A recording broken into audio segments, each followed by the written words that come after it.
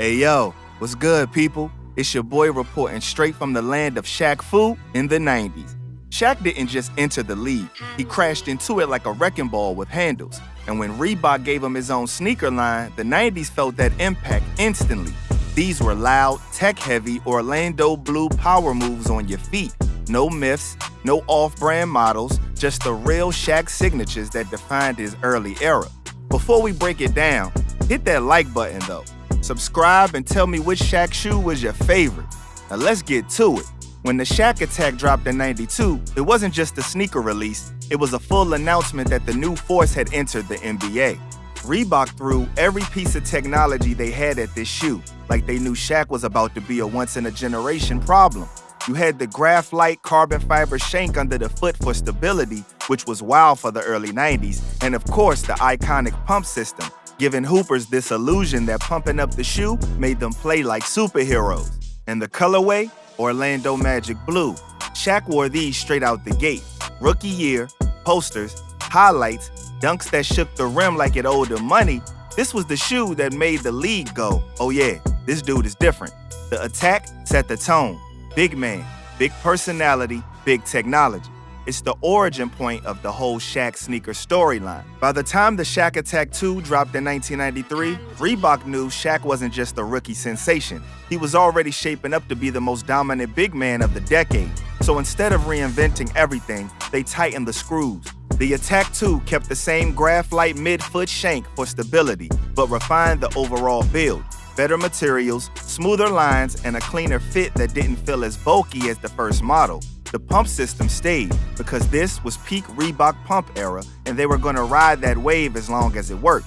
Visually, the Attaq 2 leaned more into the early 90s Magic vibe. Black, white, and hits of blue with a more mature, less rookie explosion energy. Shaq wore these during his sophomore season, the same year he became an all-star and the league realized he wasn't slowing down for nobody. The Attaq 2 didn't hit the same shock factor as the original, but it proved the line had legs. This was Reebok saying, yeah, he's the real deal, so get comfortable. We're building a franchise here. By 1994, Shaq wasn't just a rising star. He was already bullying the entire league and Reebok had to keep up. The Shaq Attaq 3 shifted the line into a sleeker, more modern lane. This was the lightest Shaq sneaker up to that point, and Reebok trimmed down the bulk without sacrificing the big man backbone. The graphite plate returned once again, essential for somebody Shaq's size, but the upper was rebuilt with cleaner paneling and better ventilation so the shoe didn't feel like a tank on your foot. The Attaq 3 also toned down the flash and focused on function. You still had that Magic-inspired black, white, and blue DNA, but the design was more grown. The kind of shoe you wore once you realized Shaq wasn't just a highlight reel, he was becoming a full-fledged MVP candidate. This is the pair he wore during another dominant season where he put up monster numbers and dragged the Magic deeper into the conversation as real contenders. No theatrics, no gimmicks, the Attaq 3 was all business, just like Shaq at that stage in his career. Word up. The Shaq Attaq 4 is where Reebok said, alright, let's stop playing safe. By '95, Shaq was a full-blown superstar. The Magic was heating up, and the sneaker game was getting louder and more experimental. So Reebok hit the gas and built the most aggressive model in that whole Attaq line. The big upgrade? The Insta-Pump system. On the outside of the shoe, not hidden in the tongue like other pumps. This time it sat right on the collar. Bold and unapologetic, almost like a piece of sci-fi hardware strapped to your ankle. Performance-wise, the Attaq 4 kept that graphite shank under the foot for support, but the rest of the construction went full battle armor. Thick collar padding, reinforced heel, and a rugged upper built for a 7-footer who treated backboards like chew toys. Visually, it had that perfect 1995 vibe. Part futuristic, part street, part yo, you're not guarding me anyway.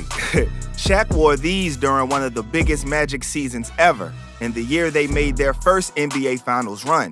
These shoes were on the floor when Orlando knocked out Michael Jordan during his comeback year. That alone gives the Attaq 4 a legendary status. It's the last traditional Attaq model and the end of the line before things get wild. If the Attaq line was Reebok showing off their tech, the Shaqnosis was Reebok showing off their attitude. Dropping in late 1995, this was the moment that the brand said, let's build something as bold as Shaq's personality. No pumps on the tongue this time, no traditional paneling. Instead, you got those wild black and white concentric circles spiraling around the upper like a sneaker optical illusion. You didn't just see the Shaqnosis, you felt it staring back at you, for real. It looked like a sneaker designed during a blackout in an art studio, and somehow it worked perfectly. The crazy part is how well the shoe matched Shaq's whole aura at the time. He was unstoppable, entertaining, larger than life, and the Shaqnosis amplified that energy. Underneath the wild design, the shoe still had real performance cred. Durable leather overlays, a beefy midsole for impact protection, and the stability needed for a 300-plus pound center who moved like a guard. This wasn't a gimmick, it was built for destruction and drama at the same time. Shaq rocked these during the 1995-1996 season, including some of the most iconic Magic era moments. And while the Attaq line carried the tech pedigree, the Shaqnosis carried the culture. It became the standout of his whole signature era. The one sneaker everybody remembers even when they couldn't name a single Attaq number. This is the final true signature Shaq sneaker of the 90s, the last official model before his line closed out and Reebok shifted their focus. And honestly, it was the perfect mic drop. And that's the whole story of Shaq's real 90s signature line, y'all. 5 heavy hitters that stamped the era and proved a big man could move sneakers just like the guards. From the tech-loaded attacks to the hypnotic chaos of the Shaqnosis, Reebok built a run that was loud, experimental, and straight up unforgettable. What makes it even crazier is how fast it all happened. 92 to 95, 4 years, 5 classics, and then the line just stops. No Attaq 5, no late 90s follow-ups, nothing. It was short, powerful, and pure 90s energy the entire way through. If you rocked any of these back in the day or wish you had, drop a comment and let me know which pair was your favorite. Hit that like button and subscribe if you haven't already for more deep dive nostalgia. And tap the bell so you don't miss the next one. Appreciate y'all watching, man. And until next video, stay laced up. We out, yo.